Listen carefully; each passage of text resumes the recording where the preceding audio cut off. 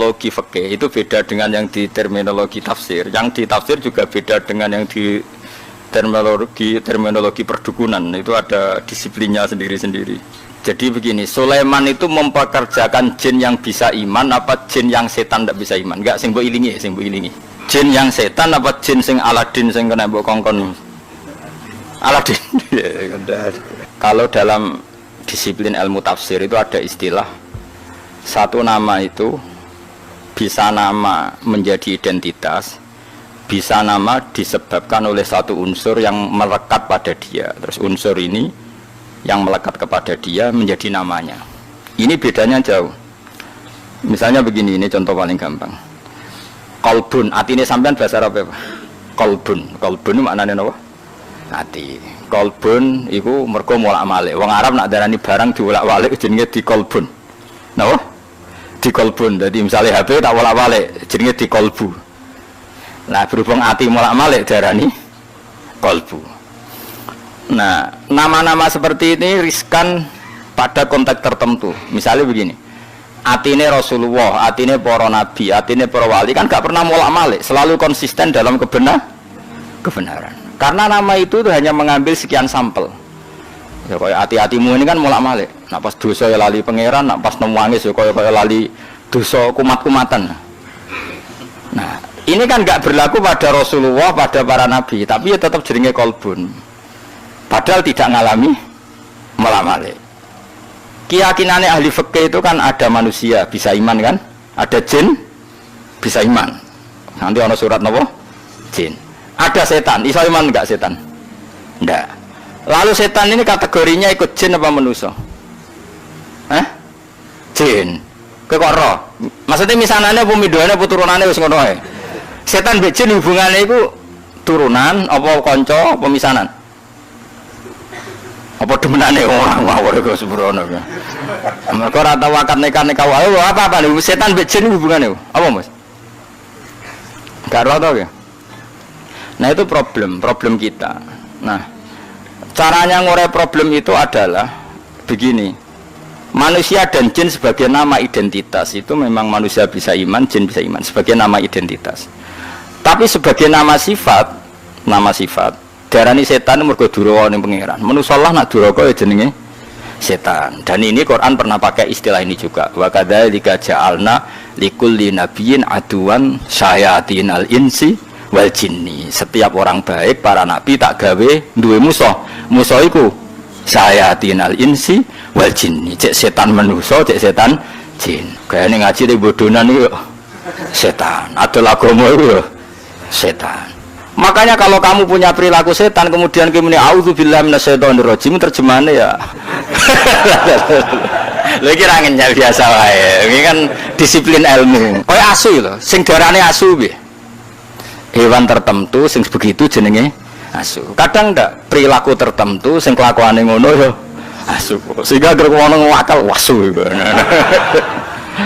Nah, itu resiko disiplin lughat. Mau tidak mau yang namanya bahasa itu nggak bisa menghindari itu. Sehingga zaman Abu Jahal urip, Kanjeng Nabi nak nyeluk ya Fir'aun hadil ummah. Fir'aun umat iki ya Abu Jahal. Kalau ada orang perusak Nabi riyen nggih nak duka nggih Dajjal hadil ummah. Jadi si Dajjal ya iki. Nama itu ada dua. Ada yang namanya ghalabat alaihil ismiyah, nama yang jati diri karena jadi identitas. Ada nama yang diambil dari satu dua sifatnya kemudian identik. Lah ini yang riskan rubah-rubah, nggih, riskan rubah-rubah. Kayak ini loh, jin dan setan itu habitat yang berbeda. Tapi kadang setan oleh Allah disebut jin, tapi bukan dengan makna identitas, tapi makna sifat, yaitu makna unsur. Jin itu sesuatu yang enggak kelihatan disebut apa? Jin. Makanya orang gila disebut majnun karena masturul akli, akalnya ketutupan. Orang yang dalam kandungan bahasa Arabnya janin karena enggak kelihatan. Kan materinya kan jin nun mudhoaf. Malam hari disebut apa? Jin. Makanya disebut falamma janna alaihi lailu. Karena malam itu gelap disebut jin. Berarti ada berapa tadi? Manusia, jin sebagai ismiyah dan setan. Nah, setan itu apa? Setan itu maknanya apa? Setan juga bisa setan ismiyah, yaitu iblis dan turunan secara gen itu setan ismiyah, nama setan betul. Ada setan karena wasiat tukang rusak dunia. Lah iku kowe iso mlebu ning kono. Lah sing angger ngrusak ya setan, wong ra salat ya setan, pemabuk ya setan. Wah kowe. Jigoten tapi ada agama ya setan. Gayane khusyuk tapi ngedol agama ya setan. Nah iku sing dimaksud wa kadzalika ja'alna likulli nabiyyin aduwan sayatinal insi wal jinni yuhi ba'duhum ila ba'din zukhrufal qawli ghurura. Yang mereka itu saling melengkapi, saling mendukung untuk menciptakan satu kegaduhan agama. Iku setan manusa, setan jin ra iso.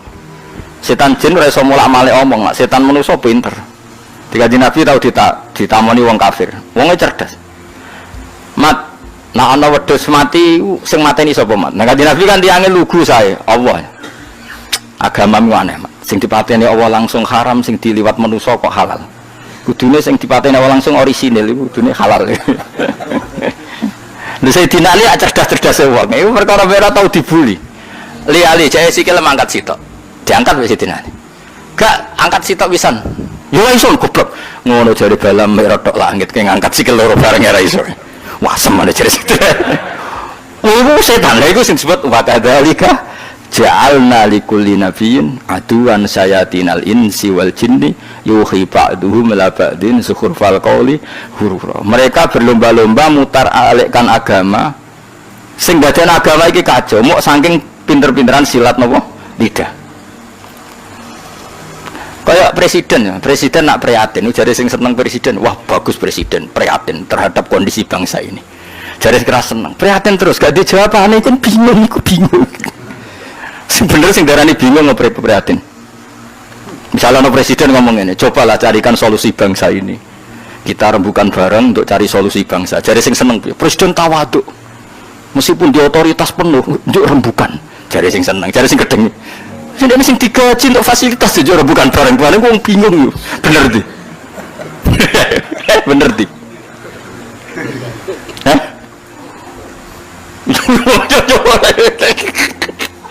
Lari mati omongan iso diolak. Maka sejarah murtad terbesar itu masalah nasa mansuh.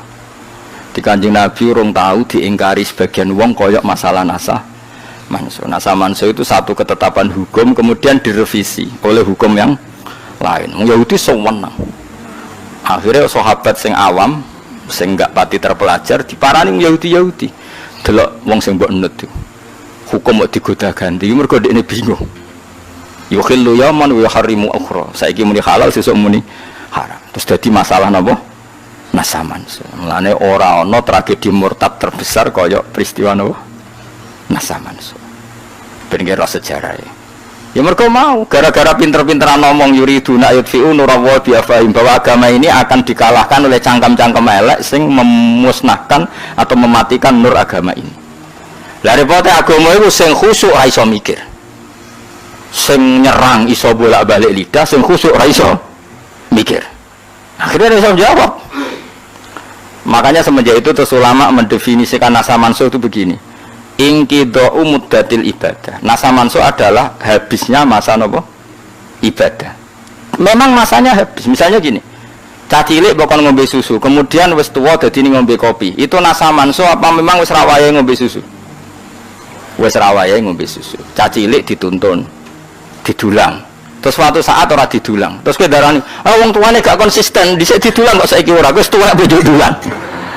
Nah, begitu juga nasa mansuh. Dulu Nabi itu lemah sekali di Mekah sehingga diharamkan perang. Ketika di Madinah boleh perang. Ya memang wayahe oleh. Dulu Nabi kon salat madhep Baitul Maqdis. Pancen wayahe kon salat Baitul Maqdis, setelah itu direvisi madhep Ka'bah. Ini bukan urusan evaluasi hukum enggak, tapi inqidha'u muddatil ibadah. Memang durasi itu sudah selesai. Ini penting saya utarakan. Karena kalau kamu nganggap nasa mansuh itu begini. Nasa mansuh itu jarang Yahudi. Muhammad punya ketetapan, barang jangan-jangan ngerti nek iku salah terus dirubah. Lha iku sing dicekokkan di orang-orang sahabat sing lemah sehingga dadi domur murtad. Mulane salah definisi, salah omong itu bahaya. Karena nanti kok dibolak-balik napa? Dibolak-balik. Lha iku disebut Wa idza badalna ayatan makana ayah, terus dikai jumlah muqtaridah wa wau a'lamu bima yunazzil. Niku ajane waqaf. Qalu innama anta muftar. Jika satu ayat ketentuannya diganti ayat yang lain, itu menjadi ajang orang-orang kafir mengkritik Muhammad. Dianggap nabi ku napa? Gawe ketetapan hukum, terus getun atau ngevaluasi, kemudian dirubah lagi. Lah itu sing dadekno murtad. Makanya kita tidak boleh mendefinisikan nasa mansuh begitu, tidak boleh. Saya alhamdulillah ngajar tafsir di mana-mana, termasuk ngajar di sekolah sarang itu saya berkali-kali, kamu jangan salah definisi. Kalau salah definisi itu repot. Itu tadi, nak mbok nasa mansuh adalah ibadah yang dirubah Allah karena satu maslahat. Kesannya kan Allah mengevaluasi. Mana mungkin Allah mengevaluasi? Allah sudah personeng azali, nak kita akan ngalami seperti ini. Jadi gak perlu dievaluasi. Memang ada ibadah sing masanya selesai.